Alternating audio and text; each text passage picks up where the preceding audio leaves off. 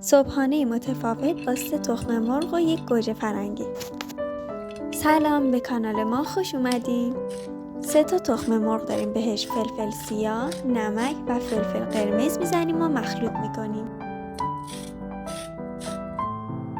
دوستان، از کدوم شهر کشور ما رو دنبال میکنید؟ خوشحال میشم برامون بنویسید.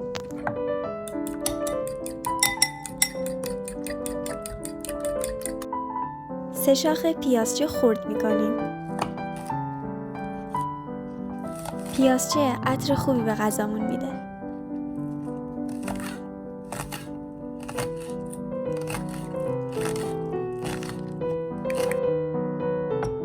به تخم مرغا اضافه میکنیم و هم میزنیم تا خوب مخلوط بشه.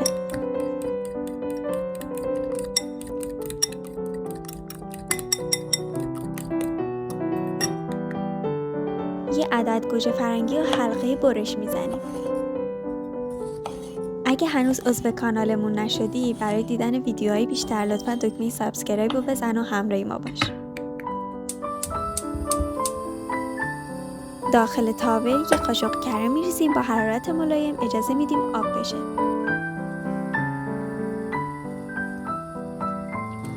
برش های گوجه فرنگیمون رو داخل تاول میچینیم.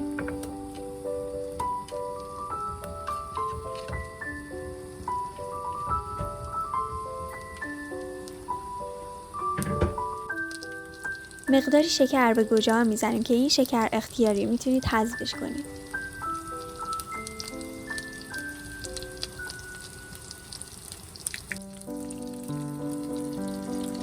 مخلوط تخم مرغا رو روی گوجه ها میریزیم و پخش میکنیم.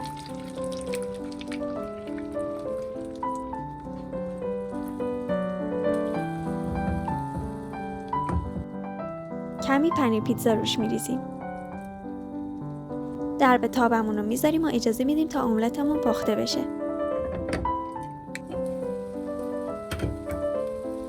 یه صبحونه عالی و خوشمزه، حتما امتحانش کنید. راستی ویدیو بعدی خوراک خودته، از دستش نده. لطفاً کانال ما رو سابسکرایب کنید و زنگ اعلان ها رو فعال کنید. خوشحال میشیم با لایکاتون کمک کنید بیشتر دیده بشید.